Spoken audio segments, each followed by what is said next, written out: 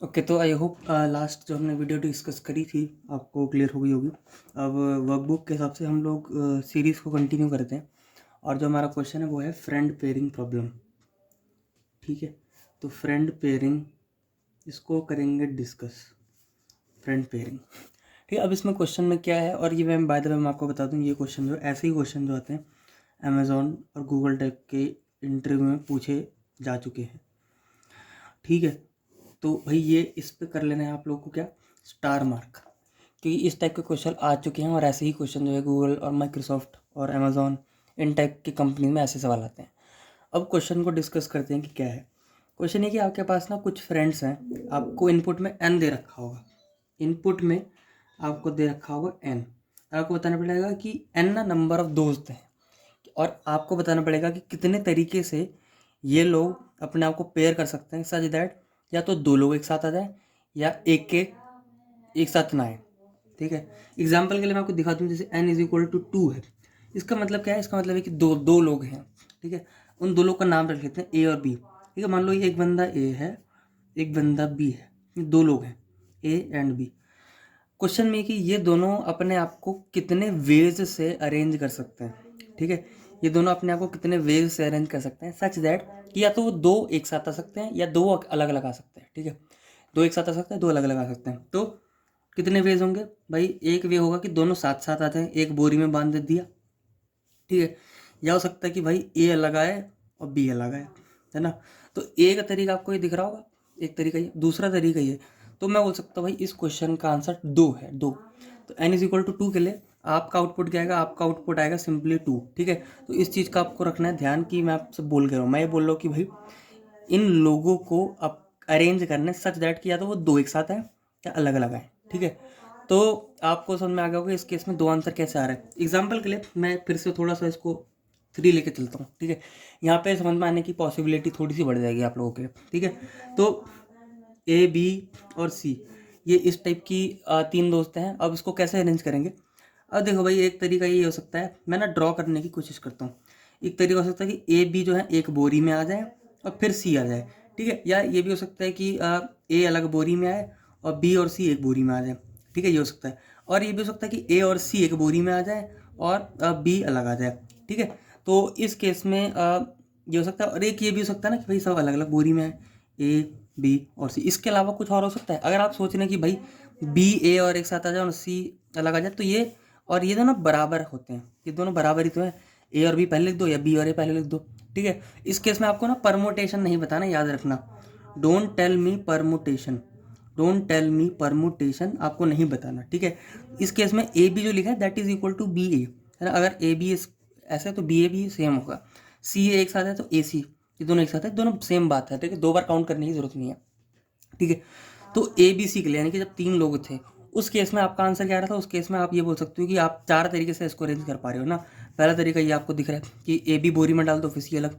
ये हो सकता है कि आप ए अलग बोरी में डाल दो बी सी एक साथ, और ए सी अलग एक साथ डाल दो बी अलग, है ना, और ए बी सी अलग। ठीक है, आप में पेयर करना है, क्वेश्चन में क्या है, फ्रेंड पेयर करने हैं, पेयर मतलब जोड़ा होता है।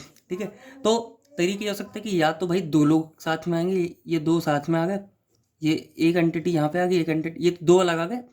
या क्या हो सकता है, या ये हो सकता है कि ये दो एक साथ आ गए। ठीक है, ये दो ही तो हो सकता है। इसके अलावा ना मैं ऐसा नहीं बोल रहा कि तीन एक साथ आ जाएंगे, क्योंकि क्वेश्चन का नाम ही पेयर है।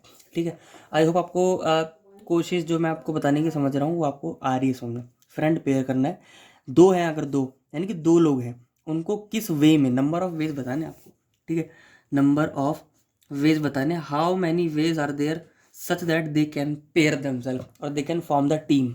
ठीक है, तो दो की टीम बन गई, अकेले की टीम बन गई, तीन लोगों की टीम नहीं बन सकती, ये बात याद रखिएगा। और परमुटेशन आपको नहीं बतानी, ये बात भी आपको ध्यान रखना है। ठीक है, तो क्वेश्चन आपको ध्यान से समझ लेना है, क्वेश्चन क्या बोल रहा है, सॉल्यूशन तो मैं आपको उसका बहुत ही आसानी तरीके से बता दूंगा। ठीक है, तो आई होप आपको क्वेश्चन क्लियर है।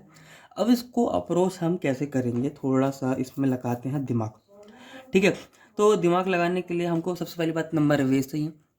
अब मैंने आपको एक चीज़ बताई थी क्या, कि जब भी मैक्सिमम पूछा हो या मिनिमम पूछा हो या मूव पूछे हों या वेज पूछे हों, ट्राई टू थिंक डीपी, है ना। डीपी सोचें, और डीपी क्या होता है, डीपी इज़ बेसिकली रिकर्जन, है ना। डीपी का होता है इनहेंस्ड वर्जन ऑफ रिकर्जन, ये तो होता है। तो रिकर्जन से सोच सकते हो या डीपी जो टेबल हम बनाते हैं उससे सोच सकते हो। ठीक है, अच्छा, तो अब हम लोग थोड़ी सी बात करते हैं। हमको वेज निकालना है ना, तो यार इसको कुछ ऐसा नहीं कर सकते कि एन हमको दिया हुआ है ना, एन हमको दिया हुआ है, बहुत बढ़िया। तो इससे उम्मीद वाला रखता है ना कि अगर मैं एफ में लेटर से 2 पास करूँगा तो क्या आंसर आना चाहिए, 2 आंसर आना चाहिए, 2 आंसर आना चाहिए।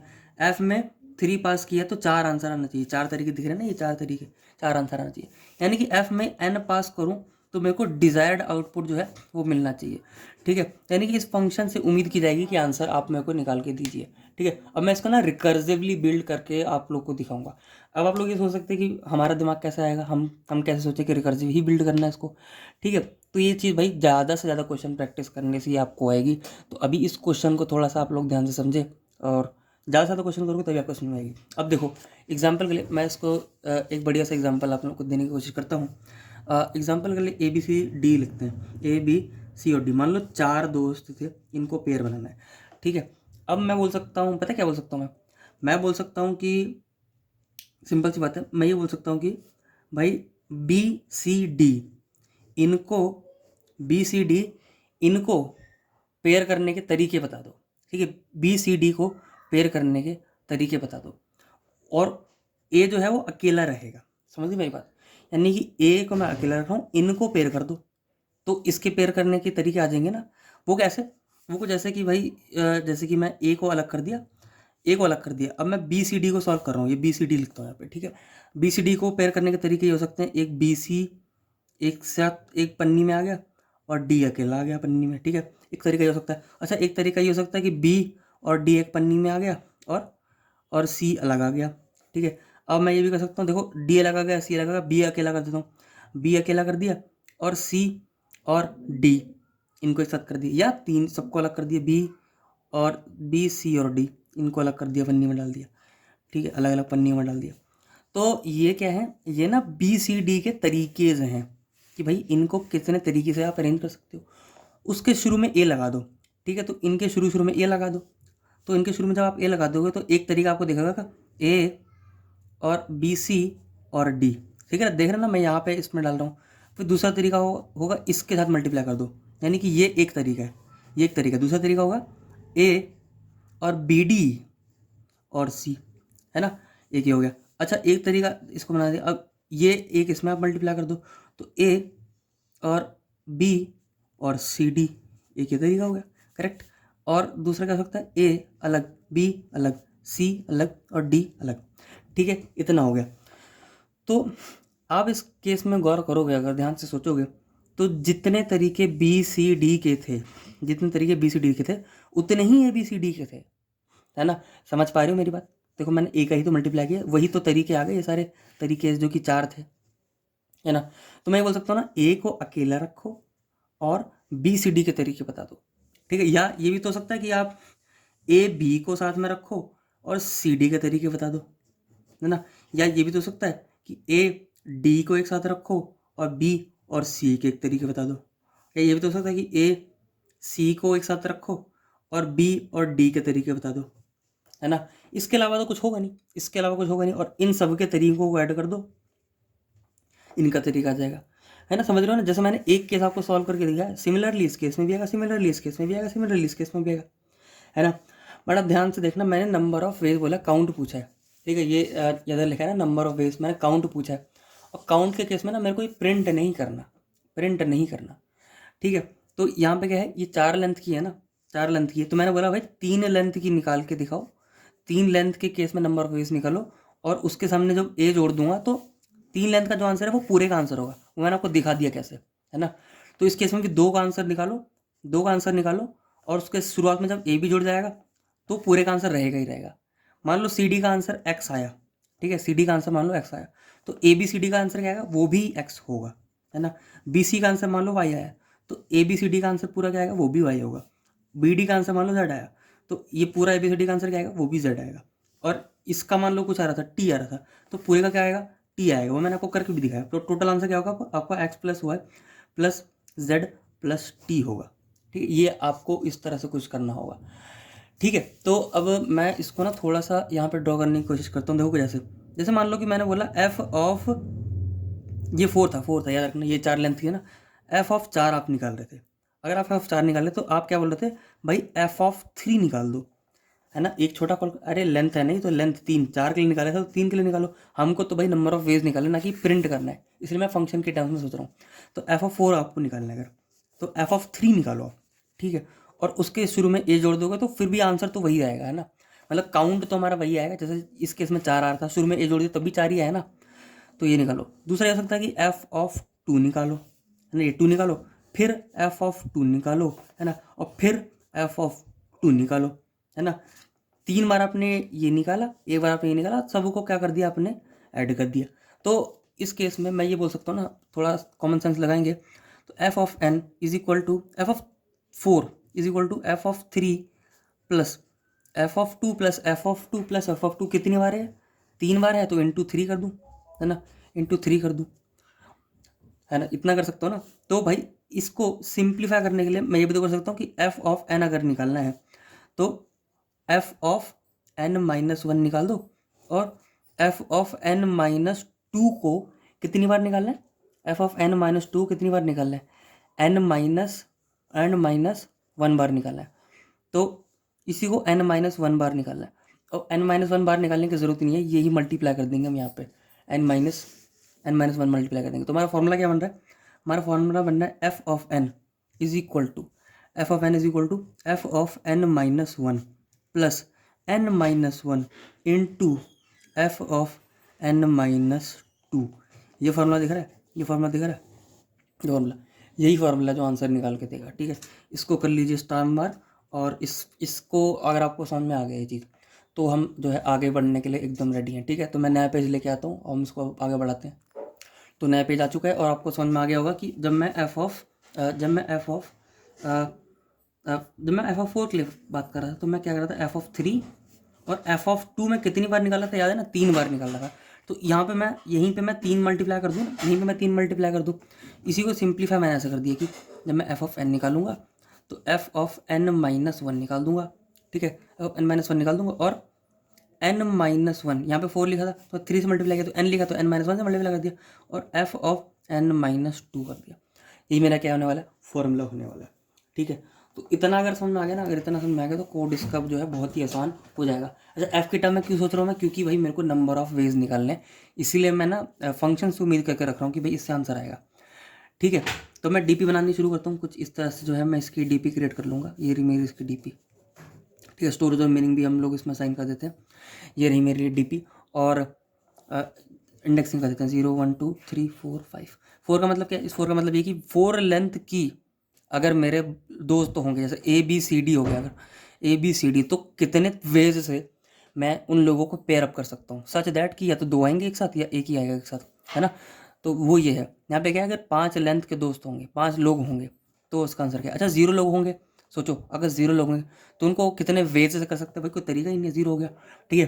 अच्छा, अगर एक दोस्त होगा, एक दोस्त, तो किस तरीके से कर सकते हैं, एक ही तरीका है, अकेला सिंगल आ जाए, है ना, तो एक तरीका। अच्छा, 2 दोस्त होंगे, अगर 2 दोस्त होंगे तो क्या कर सकते हैं, मान लो ए बी है, 2 दोस्त के केस में क्या कर सकते हैं, या तो भैया दोनों को अलग अलग दूर दूर कर लो अलग अलग में, या दोनों को एक साथ रख लो, है ना। तो 2 तरीके दिख रहे हैं ना, एक तरीका ये, दूसरा तरीका ये, तो यहाँ पे 2 लिख सकते हैं।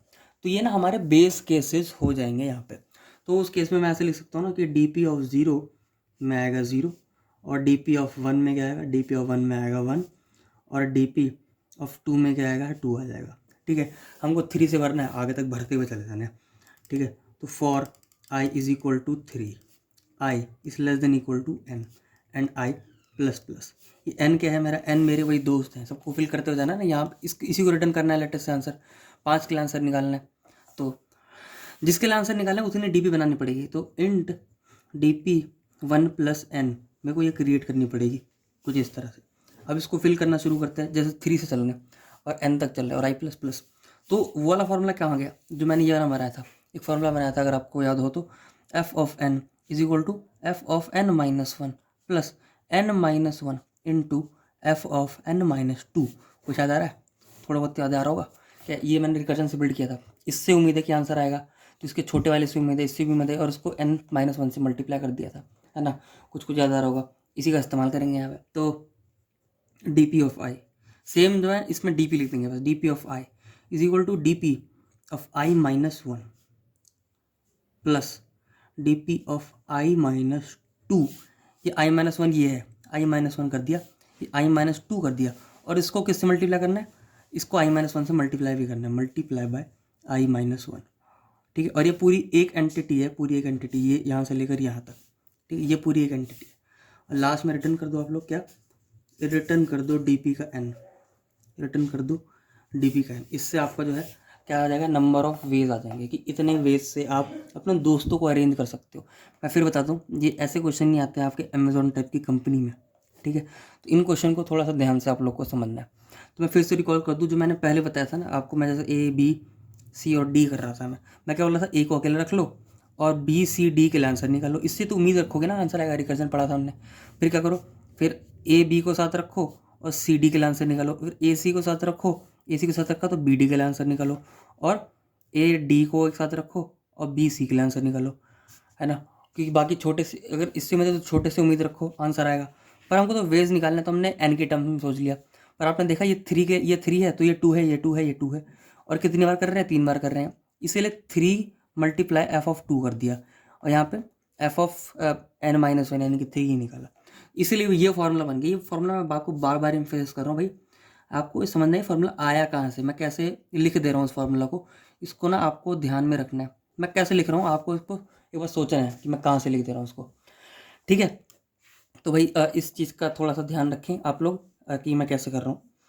और अगर आपको इतना समझ में आ गया, अगर यहाँ तक आपको समझ में आ गया, तो इसका कोड जो है आप अपने प्रैक्टिस में कर लेना।